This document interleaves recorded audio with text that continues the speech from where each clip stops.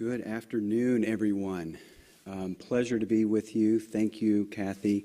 And a special thank you to the Roundtable. I tell you what, I underestimated just how much benefit and learning that I would do at this session today. And I was talking to George and just about how much I'm going to be able to translate back into my organization in terms of validating the work that we're doing here, so that we can not only continue to do it, but expand that work. So hopefully, I'm not sure about the home run grand slam, but hopefully I can offer some learnings back to you guys, because you guys certainly have done that for me.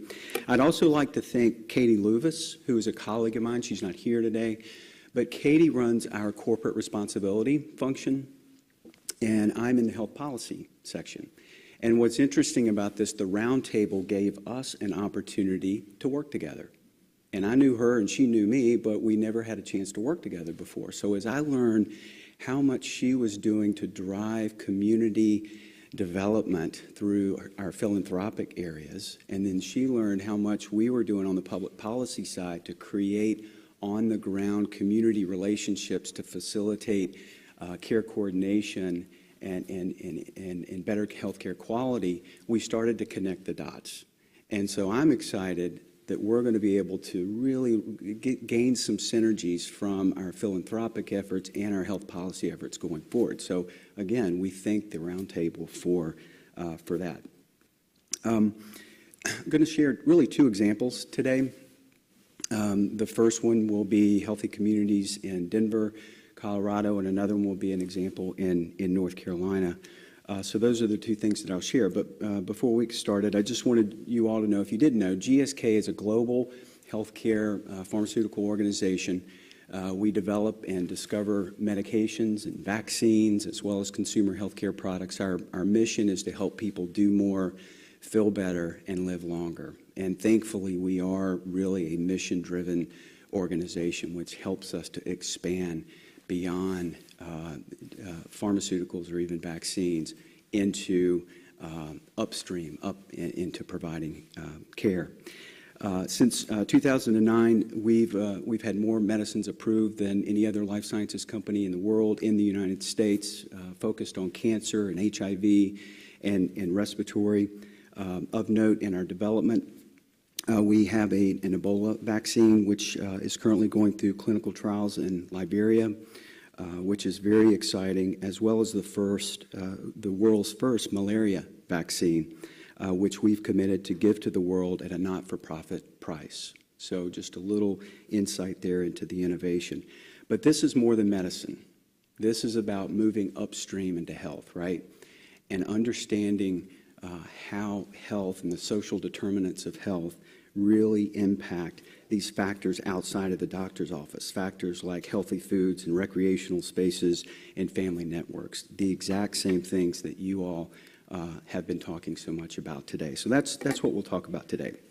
So as an organization, we have to learn, right? So we have to understand the connection between our health and the community, if we're going to actually work in this area and make an impact. So a few years ago, we set out on a listening tour. And this listening tour was really intended so that we could understand what it takes to develop or at least work in a healthy community. And this all started with a national survey. And the national survey really showed that Americans, by and large, see a variety of healthcare assets as really, really important to their healthcare. And you all know these. These are parks and education and healthy food options. But the real kicker was, it was the folks who valued that the most who absolutely didn't have access to those things. So they valued it very, very highly and said so on the survey, but those were the very people who didn't have access to those things. So big gap, big opportunity. So next, we looked at a series of town halls. And we did these town halls in Philadelphia, St. Louis, and Denver. And so in Philadelphia, we saw a lot of really good activity from the nonprofits, and they were really excited about the work they were doing. But they even admitted what they didn't have was overarching leadership. They didn't have leadership that was committed to a long-term engagement to galvanize what they were doing. And so if you are doing good work, you must have that vision so that you can pull people together, collaborate, and then drive that ahead. Big learning for us. In St. Louis, we learned that collaborations really were about the data. It was started and ended with the data and decision-making. St. Louis discovered through their public health data that 30% of their children had abnormally high levels of lead. And through the decision process and the implementation, they were able to work that down to under 5% over time with very, very hard work. But it was about data and decision and evidence-making capabilities. And then in Denver, when we went into Denver, there were so many innovative programs going on. The last thing that we, as an outsider, if you will, could do was add just another program just to say we were engaged in Denver. So what we knew we needed to do and what they needed was collective impact. What they really needed was someone to help them, again, galvanize what they were doing so that they could have greater collective impact. 1 + 1 = 3. So the last thing that we did on the listening tour was we set up a National Advisory Council, healthcare leaders, and I heard this come up once or twice today, but they really challenged us to go beyond the check with our philanthropic areas. And don't write the check, the big check, you've all seen it, and we're behind this group 110%. The photo op happens and you're out. They said, roll up your sleeves, get involved, and stay involved, whether that's company assets, whether that's volunteerism, whether that's your own employees. We have a Pulse program, by the way, where we allow our employees to take a 6-month sabbatical and go get embedded with an NGO. And it's really, really worked well. We do it all over the world. Had a colleague of mine that worked in Mozambique with Save the Children for 6 months. And it's that kind of philanthropic, get involved, get your sleeves rolled up.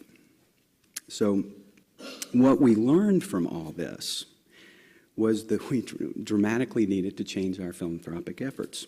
And so what we had done in the past is really focused on, access to healthcare. That's how it worked. We're a healthcare company. Let's invest in areas that can provide access to healthcare. But then we came upon the logic model, thanks to Robert Wood Johnson and the University of Wisconsin, what works for health. And it clearly showed us that 80% of healthcare is influenced by factors outside the physician's office, as we were talking about before. And that includes upstream in the communities. So the listening tour and the logic model really all translated into some new areas of focus for us. And so we shifted this from healthcare to improving access to healthcare to access to health. So we backed it up a level. And we really focused on 2 areas to accomplish this. The first is called the GSK Impact Awards. Now, we were already doing the Impact Awards, but again, it was focused on access to healthcare organizations. So we really expanded the remit, and all of a sudden we're working with these organizations that we've never worked with before. Organizations that are doing healthy eating and active living and affordable housing and establishing walking trails. This was all new to us, but very, very important. And so to combine the Impact Awards to honor those kinds of organizations, we set up a new program called the GSK Impact Grant. And the Impact Grant, which is featured here, was an opportunity to really partner side by sides with organization and empower the work that they were doing.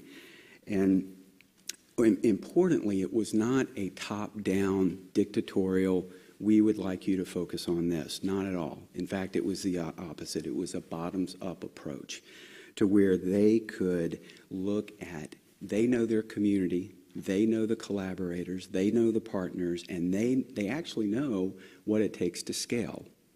And so if we could come alongside them with collective impact to help them scale, that would be the purpose of the grant. So Let me talk just a second about the grant winner. So this is sort of the case study part of this exercise. And our first impact grant winner was a network of organizations in the Denver, Colorado area. And Live Well Colorado was really anchored. So they were the backbone organization. And it was also with the Denver Department of Parks and Recreation. So they had a shared vision. They wanted health outcomes, and they wanted to drive healthy eating as well as active living for low-income youth in 3 separate Denver neighborhoods. So they worked in this mutually reinforcing fashion, continuously communicating. All this is hallmarks of the collective impact approach. So that's really what we used at the really core of this, so that we could understand, put the framework together, and look at measurement. And what was really neat about this and set them apart was, instead of just asking kids to participate at these rec centers because they were sorely underutilized, what they did was they engaged the local teens in leadership development. And they let the teens come up with what ideas would attract their peers into the recreational centers. And as GSK came along with the grant, we were able to help fund the ideas that the kids had, so they saw that come to life. And in a couple of the centers, the participation rate has expanded 1,000%, which is fantastic. And the Denver Parks and Recreation is now exploring how they will scale this youth leadership approach across the city in all these recreational areas. So 2 really key insights for us, and hopefully they'll be helpful for you as well. It's not merely about the collaboration, it's about the collective impact. So it's about that structural framework that helps with the backbone support and the continuous learning and the mutually reinforcing. Someone was talking about Michael Porter and the FSG organization a little bit earlier today. This is new to me, I have to be honest. In fact, Vera and I were on a panel at FSG and a roundtable just a few weeks ago when we met. But fascinating, really fascinating stuff. And the thing that I really like about it, it helps me with a framework so that I can demonstrate for our leadership what that really looks like and how we're planning to measure it.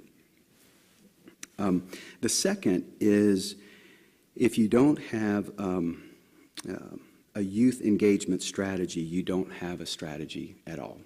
And that's my only provocative statement for the day, I promise. But it's actually a quote from Steve Culbertson, who heads up Youth Services America. And the concept here, instead of serving young people, the idea, that's very different from engaging young people as leaders. And as you can see with the young man on the screen, it really can bring out passion, motivation, etc. So we've talked a little bit, and I'll wrap up my comments just with one more example, but we've talked about that 80%, working upstream, and that's what this addresses. GSK is also working on a community partnership where we're addressing the 20% of healthcare, and that's around care coordination. And so most of you all of you all understand fragmented care and how uncoordinated our healthcare system is. It's reactive, it's episodic. We know that it leaves patients confused. We've had that with our parents or with our kids. But we also know there's new healthcare models, care coordination models, that are being validated and coming to fruition. We have one such model in North Carolina, and so that's our U.S. headquarters. And so we were watching for a decade, Community Care of North Carolina, CCNC, build a medical home infrastructure before people even really knew what patient-centered medical homes were. And what they did was they built very local, community-based support functions across all 100 counties in the state of North Carolina. Social workers, care managers, behavioral health, psychiatrists, pharmacists, all in a network to support the providers, the pharmacists, and the hospitals and provide that safety net, that care coordination.